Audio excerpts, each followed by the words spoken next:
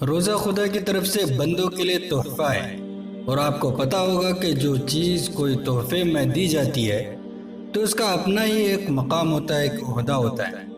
روزے کے فائدے آخرت میں تو بہت ہیں، لیکن میں آپ کو روزہ رکھنے کے دنیاوی فائدے بتانے جا رہا ہوں۔ لیکن اس سے پہلے آپ سے گزارش ہے کہ آپ اس چینل پہ نئے ہیں تو اس چینل کو سبسکرائب کر کے بیل آئیکن کو دبا کر آل کا آپشن ضرور سلیکٹ کریں،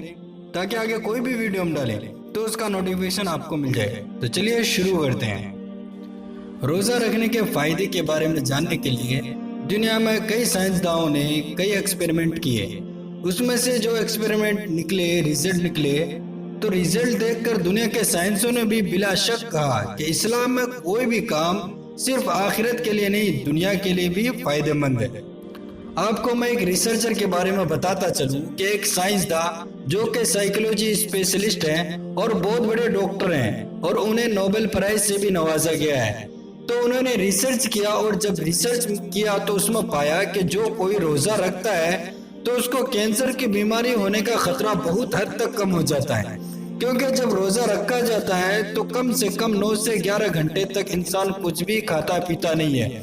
جس کی وجہ سے شریر کو بھوک لگتی ہے، اور جب شریر کو بھوک لگتی ہے تو پھر وہ اپنے شریر کے اندر جو کمزور پارٹس چیزیں وغیرہ ہے جو کسی بیماری یا اور کوئی وجہ سے کمزور ہو جاتا ہے اور اس میں بیماری لگنے لگتی ہے تو انہیں وہ کھانا شروع کر دیتا ہے، اور جب بھوک کی وجہ سے وہ سب باڈی کے پارٹس وغیرہ بیمار چیزیں جو جتنے بھی ہے سب کھا جاتا ہے، ختم ہو جاتا ہے، تو انسان کو کینسر کے بیمار ہونے کا خطرہ بہت کم ہو جاتا ہے۔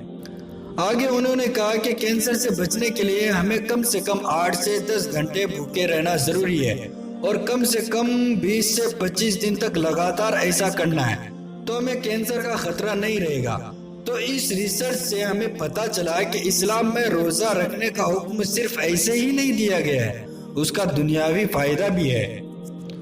اور بھی ٹائم پہ ریسرچ ہوتے رہتے ہیں، ان میں یہ خلاصہ ہوتا رہتا ہے، ان میں یہ خلاصہ دیا ہوا ہے کہ ہماری باڈی ایک مشین کی طرح کام کرتا ہے، اور کھانا پچانے کے لیے لگاتار بھٹی چلتی رہتی ہے پیٹ کے اندر۔ تو اگر ہم روزہ رکھتے ہیں تو اس کو آرام ملتا ہے، جیسے کوئی مشین لگاتار چلتا رہتا ہے تو وہ گرم ہو جاتا ہے، اور اگر ہم اس کو بند نہیں کرتے تو وہ بہت جلد خراب ہو جاتا ہے۔ سیم اسی طرح اگر ہم روزہ نہیں رکھیں گے تو ہمارے شریر کو آرام نہیں ملے گا اور ہم بیمار ہو جائیں گے۔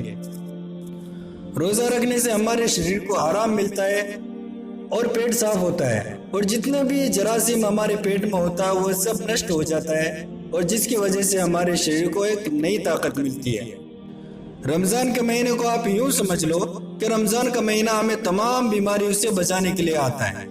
آج سے 4 یا 5 سال پہلے میں نے ایک ڈاکٹر صاحب کا آرٹیکل پڑھا تھا، جس میں اس ڈاکٹر نے لکھا تھا کہ ایک بار میں اپنے ڈاکٹر استاد کے ساتھ ہاسپٹل میں تھا۔ ڈاکٹر صاحب کے پاس مریض آ رہے تھے، جا رہے تھے، اور جتنے بھی مریض ان کے پاس آتے، زیادہ تر مریضوں کو وہ دوائی کے ساتھ ساتھ روزہ رکھنے کا حکم بھی دیتے، یعنی کم سے کم 8 سے 12 گھنٹے بھوکا رہنے کا حکم دیتے۔ میں نے بعد میں ڈاکٹر صاحب سے پوچھا کہ سر آپ روزہ رکھنے کا حکم کیوں دے رہے ہیں؟ تو انہوں نے کہا کہ روزہ رکھنے کا حکم میں نے اس لیے دیا کہ بہت ساری بیماریاں ایسی ہیں جو صرف روزہ رکھنے سے ختم ہو جاتی ہے،